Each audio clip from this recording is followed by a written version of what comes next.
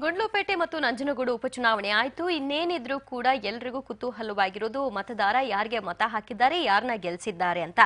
ಮತದಾರ ಬಟನ್ ಒತ್ತಿ ಇವಿಎಂನಲ್ಲಿ ಭದ್ರವಾಗಿಟ್ಟಿರುವಂತಹ ಭವಿಷ್ಯ ಬಯಲಾಗೋದೊಂದೇ ಬಾಕಿದೆ. ಏಪ್ರಿಲ್ 13ರಂದು ಅಂದ್ರೆ ಗುರುವಾರ ಮತ ಎಣಿಕೆ ನಡೆಯುತ್ತೆ. ನಿನ್ನೆ ನಡೆದ ಮತದಾನದಲ್ಲಿ ನಂಜನಗೂಡಿನಲ್ಲಿ ದಾಖಲೆಯ 77.56% ಮತ ಚಲಾವಣೆಯಾಗಿದೆ. ಕಳೆದ ಬಾರಿ 77.54% ಮತದಾನವಾಗಿತ್ತು. ನಂಜನಗೂಡು ನಗರದಲ್ಲಿರುವ ಜೆಎಸ್ಎಸ್ ಪ್ರಥಮ ದರ್ಜೆ ಕಾಲೇಜಿನಲ್ಲಿ ಮತ ಎಣಿಕೆ ನಡೆಯುತ್ತೆ. ಇದಿಷ್ಟು ನಂಜನಗೂಡು ಕತೆ. ಆದರೆ ಇನ್ನು ಗುಂಡ್ಲುಪೇಟೆಯಲ್ಲಿ ಚಾರಿತ್ರಿಕ ರೀತಿಯಲ್ಲಿ ಮತ ಚಲಾವಣೆಯಾಗಿದೆ. 87.10% ಮತದಾನವಾಗಿದೆ. ಅಂದರೆ ಒಟ್ಟು ಮತದಾರರಲ್ಲಿ 1,74,953 ಮಂದಿ ಹಕ್ಕನ್ನು ಚಲಾಯಿಸಿದ್ದಾರೆ. 2013ರ ವಿಧಾನಸಭಾ ಚುನಾವಣೆಯಲ್ಲಿ ಕ್ಷೇತ್ರದಲ್ಲಿ 87.05% ಮತದಾನವಾಗಿತ್ತು.